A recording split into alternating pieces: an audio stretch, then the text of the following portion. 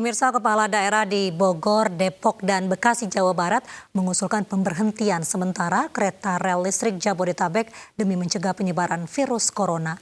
Namun, hingga kini Kementerian Perhubungan belum mempertimbangkan penghentian operasional KRL.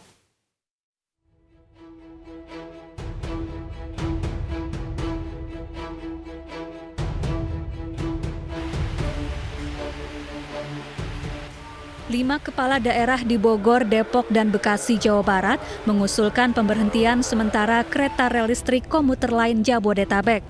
Hal ini demi mendukung pembatasan sosial berskala besar yang telah diperpanjang 14 hari. Ditambah adanya 6 penumpang KRL yang dinyatakan positif corona. Sementara itu, Kementerian Perhubungan masih mengizinkan KRL tetap beroperasi. Menurut Menteri Perhubungan Budi Karya Sumadi, kini hanya ada 20% penumpang dari 1 juta penumpang yang biasa menggunakan KRL setiap hari. PT Kereta Komuter Indonesia juga telah meningkatkan protokol kesehatan COVID-19, seperti pembatasan jumlah penumpang dalam setiap gerbong, pengecekan suhu, penyediaan cairan pembersih tangan, dan aturan penggunaan masker.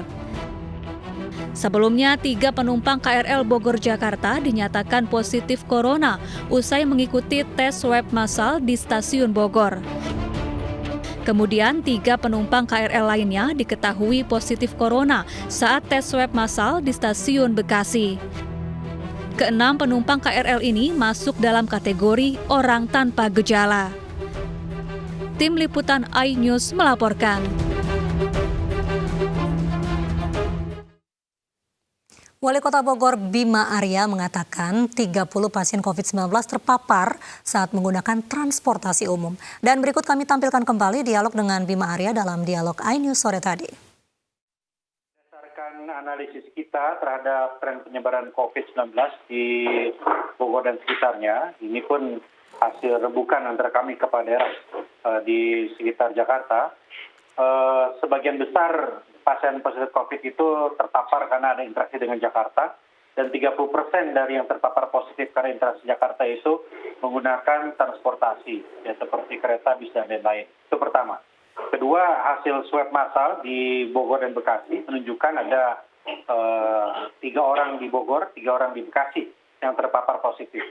Artinya kalau dipakai teori probabilitas tadi, 1 di antara 100 penumpang itu kemungkinan terpapar positif COVID-19. Karena itu nggak ada pilihan lain kecuali mengevaluasi secara total kebijakan operasional kereta di wilayah Jabodetabek. Dan ini adalah rekomendasi yang kuat dari Gubernur Jakarta, Gubernur Jawa Barat, dan kami para kepala daerah, wali kota dan bupati. Baik, Kang Bima, sejauh ini rekomendasi ini disampaikan ke Kementerian Perhubungan. Apa responnya? Kami berikan 2 opsi. Opsi pertama adalah berhenti total atau stop total.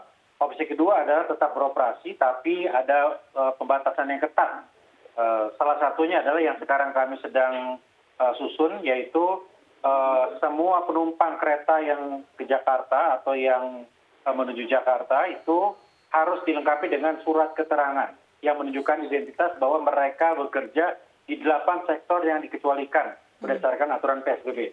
Jadi silakan saja kalau memang ada pertimbangan lain, pertimbangan ekonomi barangkali dari Kementerian Perhubungan, kami bisa memahami, tapi yang bisa kami lakukan dalam kewenangan kami adalah membatasi pergerakan manusia atau kereta tadi. Jadi kami akan sangat ketat sekali untuk jalur keluar masuk kota kami di seputar Bodebek ini, hanya yang betul-betul menunjukkan surat keterangan bahwa mereka bekerja di sektor-sektor yang dikecualikan yang boleh. Nah, sekarang kita sedang rumuskan detailnya, termasuk sanksinya. Baik, sejauh ini koordinasi dengan KAI seperti apa, dengan KCI? Nah, kalau KCI kan tinggal menunggu perintah dari Kementerian Perhubungan. Ya, kalau teman-teman KCI kan itu teknis saja di lapangan, mereka siap untuk. Tapi mereka sampaikan kepada kami juga bahwa kewalahan juga di gerbongnya bisa diatur. Tetapi ketika antri nggak bisa. Dan kalau tadi Pak Menhub sampaikan 20%, kalau hitungan kami nggak 20% barangkali ya. Agak lebih lah begitu. Setiap pagi itu masih membeludak, apalagi Senin atau Selasa. 8.000 orang berdesak-desakan mulai dari subuh sampai jam 7 pagi.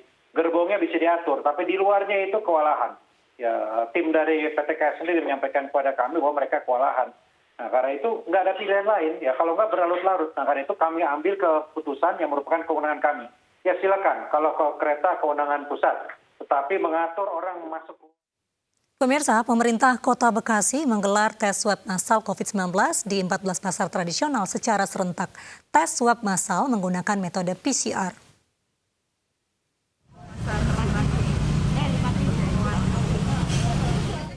Para pedagang dan pengunjung pasar tradisional Kranji, Bekasi, Jawa Barat diperiksa kesehatannya menggunakan tes swab atau PCR.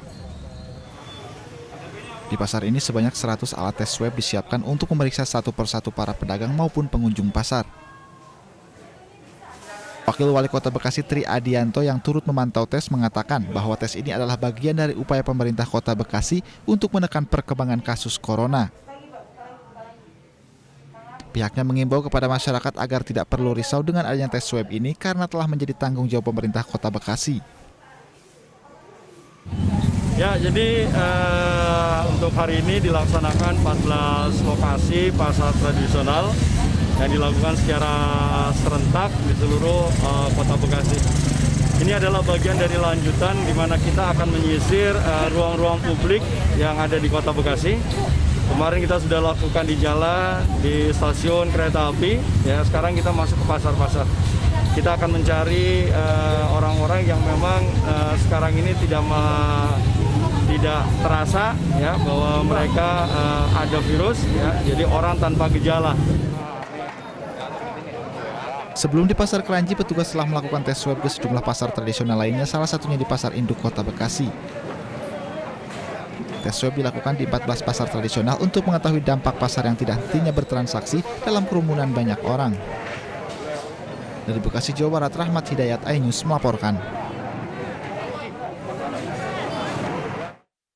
Hasil rapid test 168 pedagang pasar di Bojonegoro, Jawa Timur reaktif virus corona.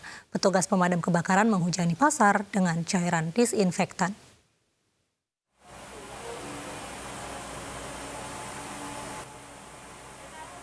Petugas Dinas Pemadam Kebakaran Bojonegoro menyemprot cairan disinfektan berskala besar menggunakan kren setinggi 20 meter.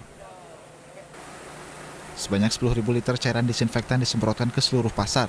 Petugas juga menyemprot disinfektan secara manual ke seluruh lapak pedagang pasar.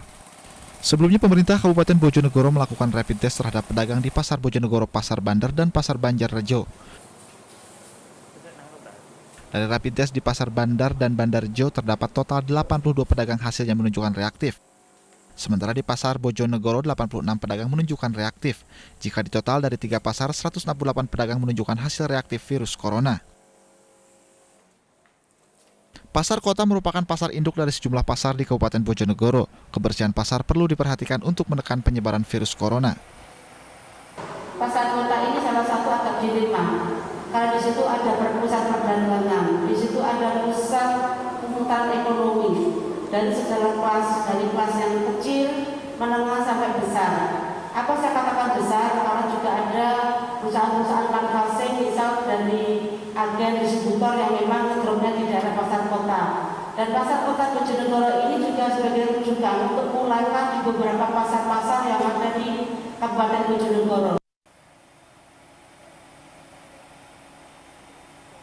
Pemkab Bojonegoro menyiapkan 2 lokasi isolasi untuk menampung pedagang yang hasil rapid testnya menunjukkan reaktif COVID-19, yaitu Gedung BLK Ngumpak Dalam dan Pesanggerahan di Taman Tirta Bandar. Dari Bojonegoro, Jawa Timur, Dedi Mahdi, iNews melaporkan.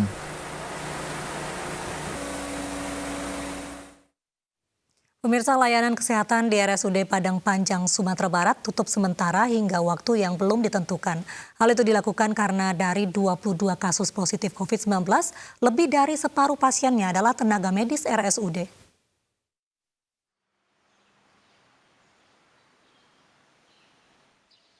Rumah Sakit Umum Daerah Padang Panjang, Sumatera Barat lengang sejak beberapa hari terakhir.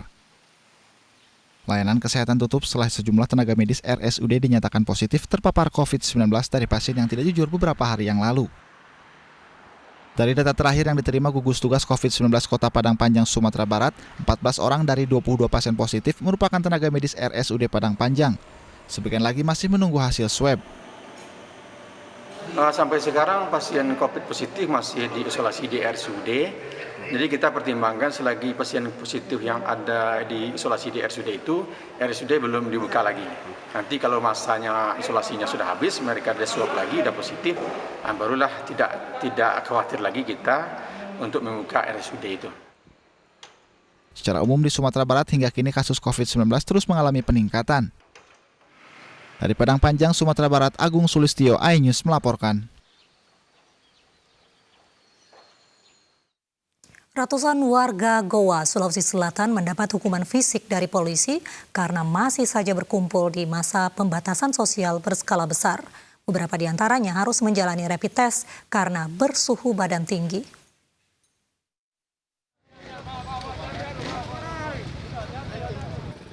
Tim gabungan TNI Polri yang menggelar razia pada Sabtu malam hingga Minggu dini hari menangkap 113 warga Goa, Sulawesi Selatan yang melanggar aturan PSBB.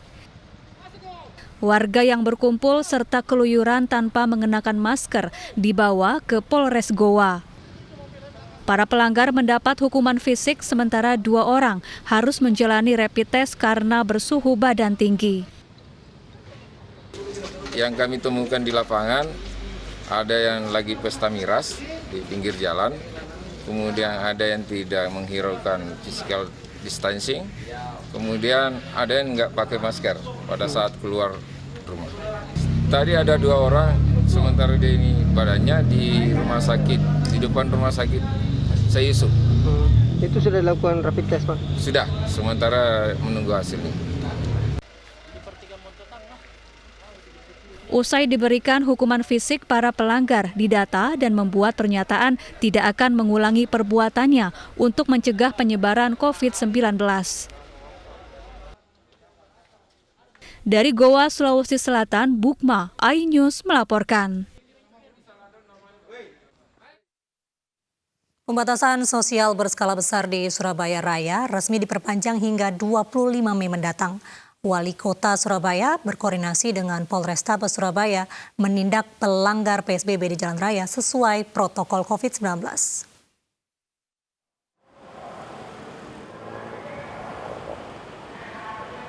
Penerapan PSBB yang sudah berlangsung selama hampir 2 pekan di Kota Surabaya belum maksimal untuk menekan jumlah kasus positif COVID-19. Wali Kota Surabaya Tri Risma hari ini mengatakan akan memanfaatkan masa perpanjangan PSBB hingga 25 Mei mendatang untuk menindak tegas para pelanggar. Wali Kota Surabaya Tri Risma hari ini meminta masyarakat Surabaya untuk mematuhi protokol COVID-19 yang sudah disosialisasikan petugas di lapangan. Yang kita lakukan, kita sudah memberikan protokol untuk perindustrian, perdagangan, mal, bahkan apartemen, itu kepada mereka. Nah, yang kita lakukan sekarang ini kecamatan, Satpol PP dan perdagangan ngontrol semua untuk mereka mengikuti protokol yang sudah kita buat. PSBB Surabaya telah diterapkan hampir 2 pekan, namun akan diperpanjang karena PSBB belum maksimal sehingga kasus positif COVID-19 masih meningkat. Dari Surabaya, Jawa Timur, Hari Tambayong, iNews melaporkan.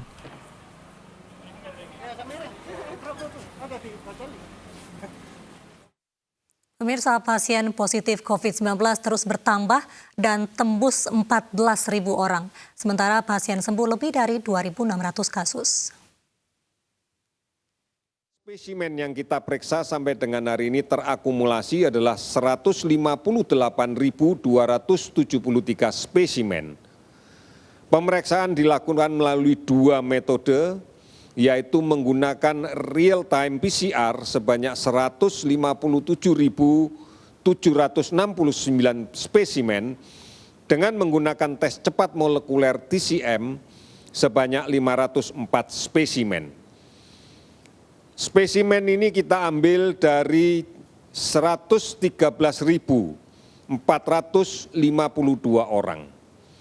Hasil yang kita dapatkan adalah dari pemeriksaan menggunakan PCR, kita mendapatkan hasil positif 13.879, dari TCM mendapatkan hasil 153 orang, sehingga total hasil positif yang didapatkan 14.032. total hasil negatif yang kita dapatkan adalah 99.420 orang. Kasus yang akumulasi yang kita pantau untuk ODP sebanyak 248.690 orang. PDP 30.317 akumulasinya.